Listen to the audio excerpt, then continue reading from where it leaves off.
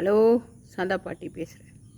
ஒன்றுமே புரியலே இந்த உலகத்திலே, என்னான்னு தெரியலே இந்த உலகத்திலே.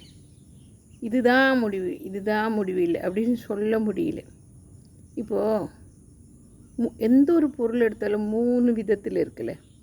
ஒரு காய்கறி ரொம்ப ஃப்ரெஷ்ஷு, மீடியம், அது அழிஞ்சு போச்சு. அதே மாதிரி பூ, பழம், எது எடுத்தாலும் அது மாதிரி வாழ்க்கை முறையில் பாரு, மேல் தொட்டு ஹை லெவலு, நடுத்தரம், ரொம்ப பரம ஏழை. அதே மாதிரி அமெரிக்காவிலும் இருக்குது. ரோட்டில் பாட்டு பாடி சம்பாதிக்கிறான் பார்த்தியா, நம்மளோட மேல்நாட்டுகளெல்லாம் கூட இருக்குது.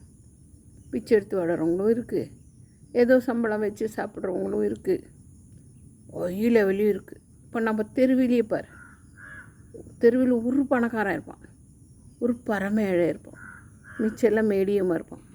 இப்போ இதிலேருந்து நான் என்ன புரிஞ்சுக்கிறேன், அது நான் புரிஞ்சுக்கிறது, பாவத்தின் சம்பளமும் அதே மாதிரி ஏழை சாப்பிட்ற மாதிரி நம்மளால் சாப்பிட முடியாது. ஒரு குழம்பு தான், அது எவ்வளோ ருசியாக அவங்க சாப்பிட்றாங்க பார்த்தியா.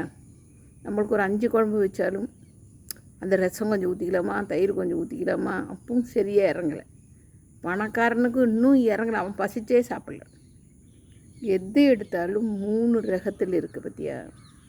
அதுதான் எனக்கு ஒன்றும் புரியல. பாவத்தின் சம்பளமோ, ஏழை பணக்காரன் நடுத்தரவன், பாதி பாவம் செய்த நடுத்தரமோ, காய்கறியாக இருக்கலாம், பழமாக இருக்கலாம், எது எடுத்தாலும் 3 ரகத்தில் இருக்குது. அதுதான் இன்னும் கண்டுபிடிக்க முடியல. நம்மளுக்கு மேலே ஏதோ ஒன்று இருக்குதோ